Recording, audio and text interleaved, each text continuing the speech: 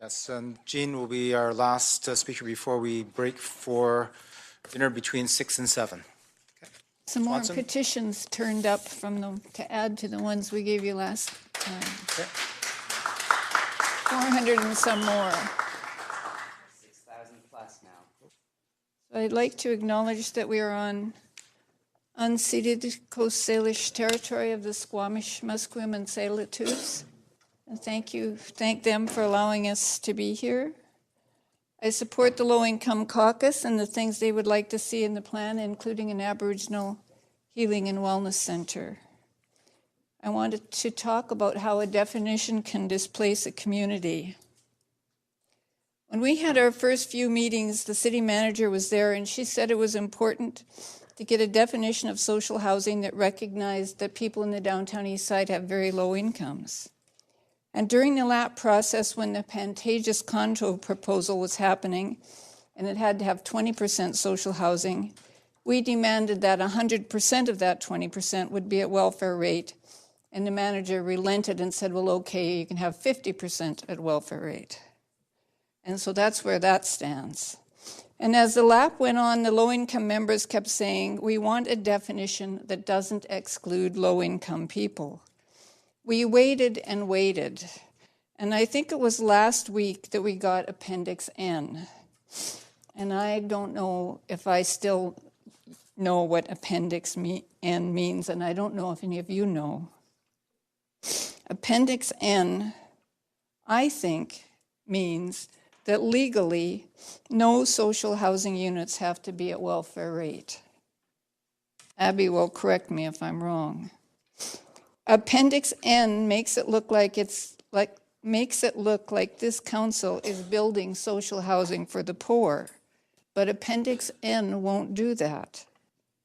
The housing built according to Appendix N, which is referred to in several places in the document, could end up like the Olympic Village housing, owned by a government or nonprofit, but rented by middle-income people.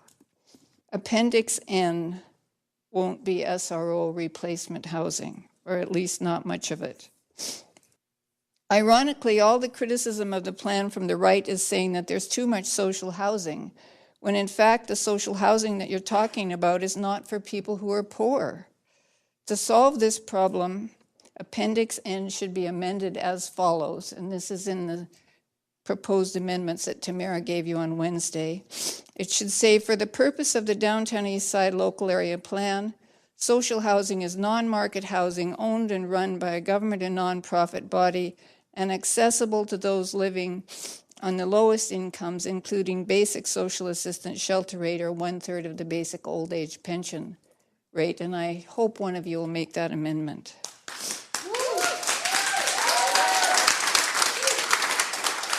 You talk about inclusion. The plan talks about inclusion, yet Appendix N excludes people who are poor from their own neighborhood. If all the new social housing, or most of it, won't be for people with welfare incomes, what happens to people Stephen Lippman and others like him are evicting and displacing?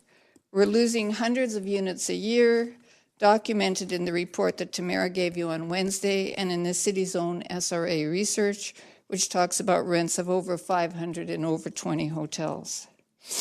What can you do to prevent more displacement and homelessness, in addition to changing the definition? Enact the 60/40 now. If you don't, the DEOD will be wall-to-wall condos in a very few years, and you'll have a massive homelessness crisis.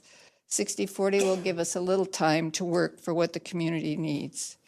Require a higher percentage of social housing in all the other sub-areas too, especially the Hastings corridor. Don't give one incentive to any hotel owner, heritage or not, unless there is a guarantee of shelter rate rents. Work with Pivot on that SRA bylaw to prevent as many rent increases and evictions as possible. And lobby fiercely, I think Andrea used that word, and broadly for higher welfare rates and more social housing programs, not just supportive housing, but for all low-income people. pretend that low-income people are as important as the folks who want a new art gallery, and put an equivalent amount of money into housing and buying lots for housing to show that you're serious. Put lots of money for housing in the capital plan and work fiercely to get it passed. Take the welfare challenge. That would be part of a good lobby strategy. Micro units are too small. If you can delete all those sections, that would be great. I hope you'll pass the amendments that Tamara gave you on Wednesday. If you don't pass the 60-40 and start treating housing and poverty as a real crisis, I'm afraid that in 71 years, this council of this day will be having to make an apology to the low-income and vulnerable people, similar to the one that you gave the Japanese people last year. Ms. Swanson, I'm out of town. that's your time, but you do Out have of some time, questions but if from anyone- Councillor Reimer, and then you have some questions from Councillor Carr as well.